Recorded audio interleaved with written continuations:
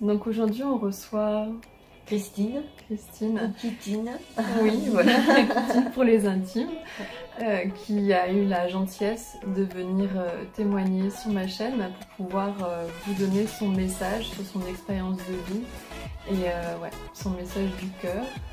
voilà. Donc, si on revient un petit peu en arrière, il y a 10 mois, j'ai fait ce qu'on appelle un AVC. Je ne voyais plus rien, je ne dormais plus, j'étais énervée, je voyais même plus, je voyais plus rien. J'étais dans un couloir noir et j'ai fait mon burn-out.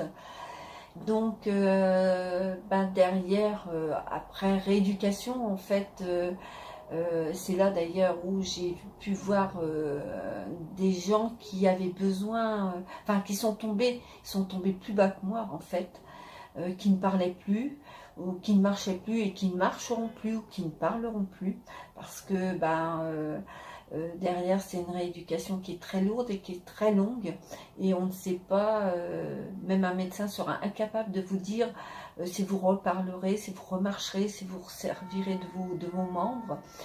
Donc j'avais envie d'aider ces gens-là parce que tout de suite en fait, alors que moi j'y allais pour moi, hein. Donc le message que je voudrais faire passer, c'est vivre moins vite, de prendre son temps, de prendre son temps avec les gens qu'on aime aussi, d'écouter les gens. Et puis voilà, de vivre en fait, de vivre pleinement, je dirais de s'occuper, de faire ce qu'on aime, ce qu'on a envie de faire, parce qu'on n'a qu'une vie et que voilà, on a failli m'apprendre. Voilà, après, mon message c'est ça, c'est prenez votre temps, prenez le temps de respirer. Le temps de vivre, et s'il fait pas beau, je sais pas moi, vous mettez Sauter dans les flaques d'eau. ouais, c'est vrai, vous sortez dehors, ne serait-ce que oui, c'est ça, c'est que quand il fait pas beau, rien que le fait de sortir, de sauter dans une flaque d'eau, de sortir de chez soi, on est mieux, on se sent mieux, on sourit, on sourit aux choses de la vie qui nous paraissent moches, et puis surtout aussi, c'est ça que je n'aime pas, que je n'aime plus, c'est le négatif. C'est chasser le négatif de sa vie. C'est très important. C'est ou de le transformer. C'est-à-dire que vous avez quelque chose de négatif qui va pas. Par exemple, on pense au temps parce que la météo, c'est notre train de vie de tous les jours, mais c'est de se dire aujourd'hui il fait pas beau, mais si je faisais ça, si j'allais au cinéma, si j'allais au musée, si je mettais en fait de la joie dans mon négatif, ça le transforme en positif. Oui, tout à fait. C'est une belle alchimie, ça fonctionne très bien. Je pense que ça fonctionne. Donc après, c'est de se sentir aussi créatif. C'est moi par ma créativité, je m'évade. Je dis pas que j'oublie le monde. Parce que tu es avant tout une artiste. Ouais, je suis une artiste dès le départ. Je m'étais remise à la peinture en 2009. De la peinture, je suis partie aussi à la photo parce que j'étais jamais satisfaite des photos que je demandais à des amis à me passer pour peindre. Donc je m'étais dit, pourquoi pas faire de la photo. Puis en fait, je me suis mise à la photo et la photo me permet. D'ailleurs, je ne peins plus, je n'ai jamais peint ce que je prends en photo parce que dans la photo, j'aime, c'est le regard des gens. Et je me suis rendu compte que en fait, je prends, quand je regarde ce que je fais, je prends des fleurs en photo, je prends la nature et qui est toujours gaie, qui est toujours très colorée. Il y a même un temps où il fait pas beau, je trouve quelque chose de coloré, mais je fais aussi beaucoup de regards d'animaux et de regards des gens. Et dans le regard des animaux, je retrouve une source, comment je dirais, comme un enfant. En fait, quand on prend un enfant, il est innocent et un animal, il est innocent. Et j'ai besoin de ce regard. Et dans les gens, ben, je retrouve des regards, alors des regards qui démontrent, des caractères de vie, dans chaque regard de personne, on retrouve une personne. Donc voilà, ça c'est ce que j'aime faire. Alors comme je ne peins plus depuis 10 mois parce que j'ai perdu un petit peu de dextérité avec mes doigts, je me suis mise à autre chose. Je me suis mise à faire de la 3D, à faire des boîtes 3D que je rhabille, et je rhabille avec des fleurs. Parce que les fleurs c'est gai. Oui. Voilà. Donc voilà. Bon, hormis ça, après il faut vivre aussi, mais je crois que... Donc, du coup, cet accident, en fait, t'a surmotivé, en fait, t'a fait prendre conscience de l'épuisement et de l'enchaînement des choses dans ta vie au niveau du travail, tout ça. Oui, en fait, je pense que je suis quelqu'un qui bouge tout le temps, hein, quand même, hein, ça m'a pas stoppé. Sauf que je vais mettre beaucoup plus de temps à faire les choses, mais justement beaucoup plus de temps, euh, ça me donne, comment je dirais, ça m'a donné beaucoup plus de temps à les faire une à une. C'est-à-dire que plutôt que de faire 4 choses en même temps.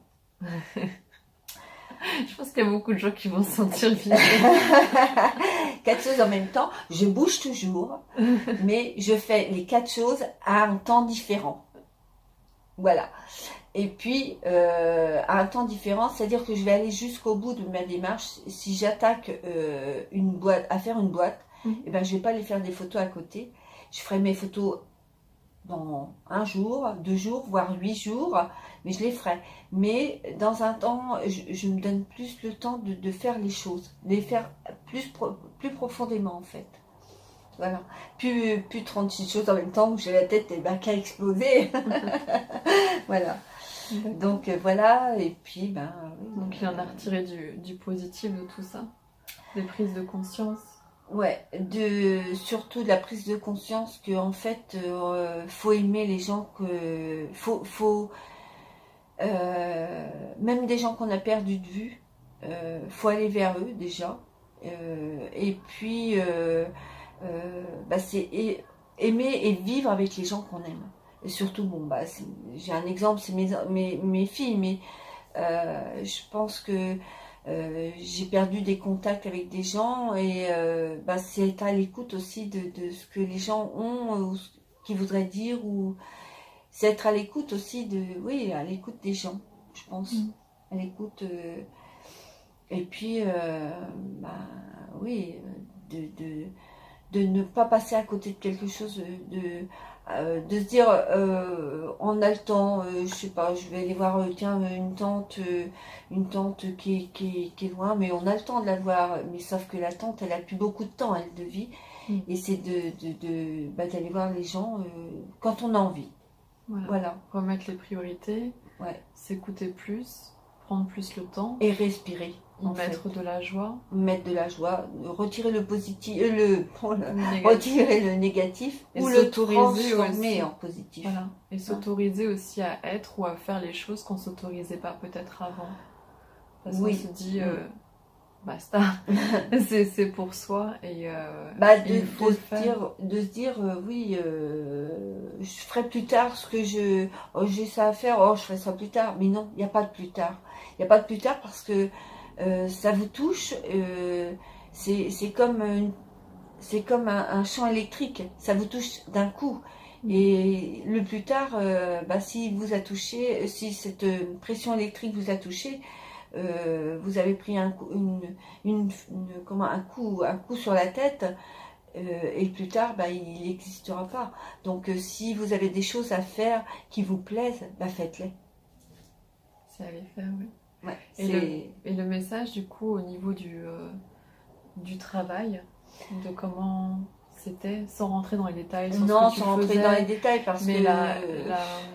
comment dire, l'approche, la reconnaissance aussi autour de tout ce que tu as donné, et de la finalité. Au bout de 18 ans de travail, on se rend compte que... Dans la même société. Dans la même société, hein, enfin dans la dernière société, parce qu'il y en a eu d'autres, mais dans la dernière société, 18 ans de travail où on croit... et on avait mis des barrières, je veux dire, il y avait des barrières. J'avais jamais mélangé le travail à ma vie privée. Mais encore moins, je crois qu'elle va rentrer encore moins dans ce champ-là, c'est qu'on se rend compte qu'on n'est rien. Bon, on gagne de l'argent, on gagne son pain, et puis voilà, mais qu'il n'y a pas de reconnaissance, il n'y a pas comment je dirais, vos collègues de travail, ce ne sont pas vos amis. Ce ne sont pas vos amis, ou alors c'est vraiment des exceptions, mais je veux dire, ils ne se rendent même pas compte, et je pense qu'ils ne se sont même pas rendus compte dans l'état où j'étais. Ils vont me revoir dans un état que j'ai eu, que j'avais 2 jours avant de quitter mon travail, puisque ça m'est quand même arrivé à mon travail, mais je veux dire, ils vont me revoir comme ils me voyaient avant. Ils vont pas avoir vu cette période déjà cette période d'accident et cette période d'il y a 1 an qui m'ont permis de me remettre, de me retravailler, parce que c'est beaucoup de travail, hein, il faut reconnecter, il faut que notre cerveau se reconnecte, il faut qu'il fasse les bonnes connexions, et les fera lui-même parce qu'il est très intelligent, mais je veux dire, toute cette période de rééducation qu'on a, qui va durer 1 an, voire plus, mais moi, bon, je pense que dans mon état, 1 an, c'est bien, je suis ravie, je suis en vie. Mais mes collègues ne l'auront pas vu, et l'ignoreront, et continueront, je pense, de l'ignorer. Donc la reconnaissance au travail, non, et je pense que j'appréhenderai mon travail, le travail qu'on me donnera, parce que je suis comme tout le monde, hein, j'ai besoin d'argent pour vivre, mais avec le temps que je mettrai voilà le temps qu'il me faudra, et puis on le prendra, on le prendra pas.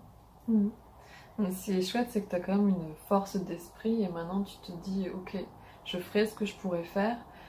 Si ça ne fonctionne pas et si ça ne leur convient pas, et ben tant pis, mais je vais m'écouter. Et tu as prononcé aussi ce mot burn-out parce que tu étais pris dans un engrenage. Parce que l'AVC a plusieurs causes, mais ça peut en faire partie de la pression au travail, et qu'on se rend compte finalement qu'on donne littéralement beaucoup d'énergie à une société, à une entreprise, à des choses qui pour nous ne sont pas importantes, mais ça représente une grosse partie de notre vie, et on se fait prendre là-dedans, et au final on se rend compte que voilà, même au bout de plusieurs années, tant d'années, on n'est qu'un chiffre, on n'est qu'un numéro, et il y a le côté humain qui est complètement sorti de ça, et qu'il n'y a pas la considération. C'est comme tu le disais, en fait, les gens ne sont pas inquiétés de ton état, pourtant tu les côtoies depuis 18 ans pour certains. Voilà, ils ne sont pas plus ou moins inquiétés, ils ne sont pas manifestés, et le constat est triste. Triste mais très parlant sur ce qui se passe dans la société actuellement, en fait. De l'individualisme. Oui. Tout à fait. Oui, c'est tout à fait ça. Et comme on dit, on part pas dans un cercueil avec sa cagnotte, mais on part pas glorieux. Je veux dire, voilà, se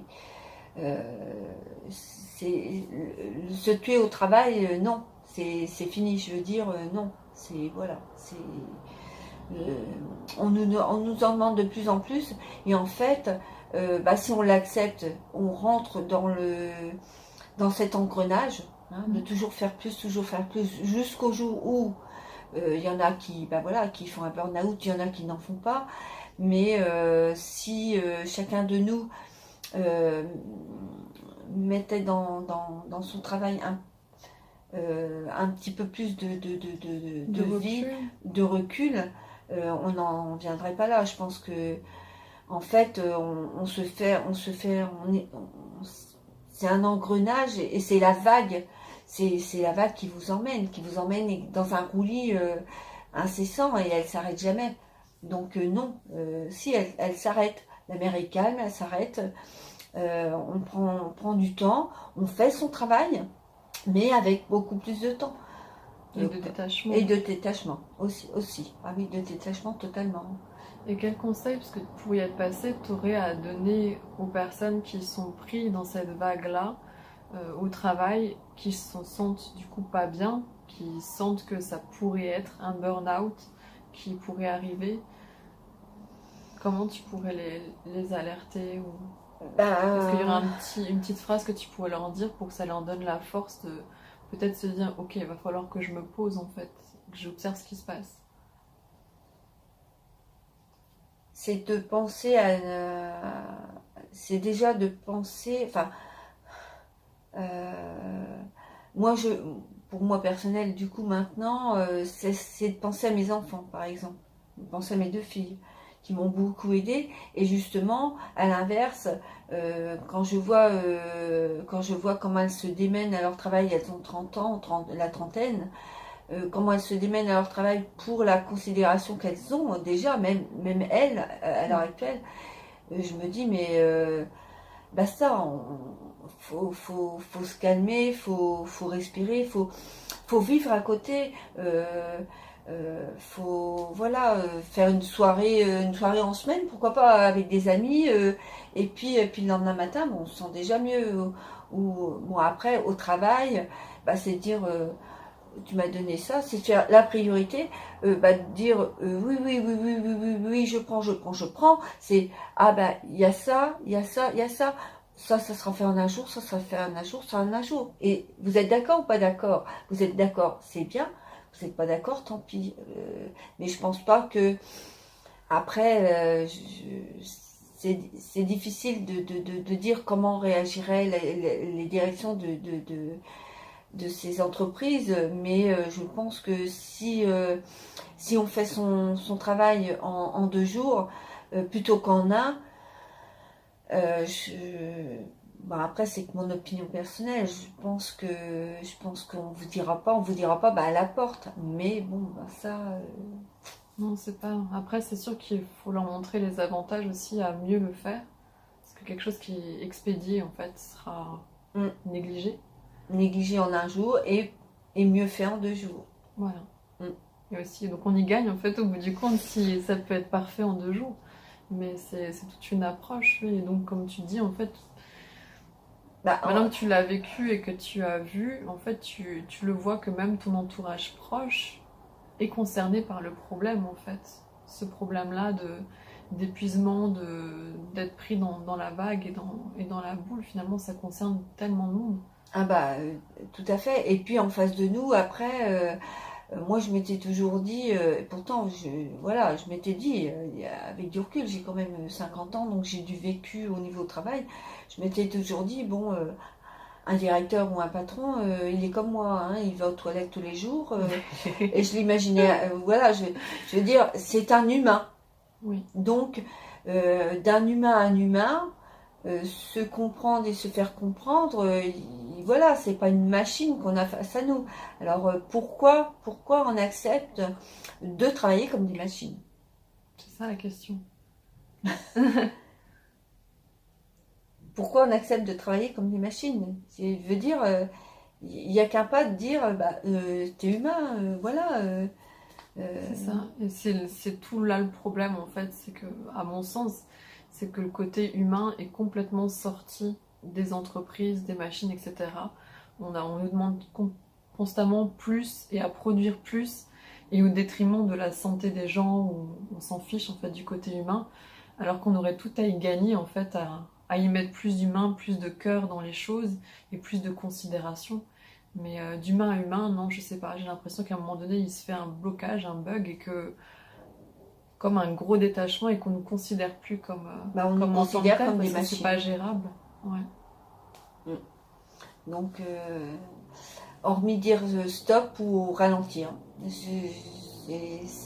Ralentir, c'est déjà une bonne chose. Bah, ralentir, c'est déjà une bonne chose. Et puis Ne pas se sentir coupable non plus de ralentir non plus, mais prendre conscience de ses limites et de se dire que là, c'est peut-être pas sain, parce qu'au final, c'est au détriment de sa santé, au détriment de son temps, au détriment de sa vie que l'on donne pour une paye qui est forcément pas à la hauteur de votre vie, elle a pas de prix.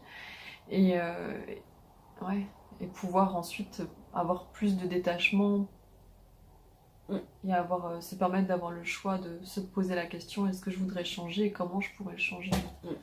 Mm. Ouais. T'as donné la réponse.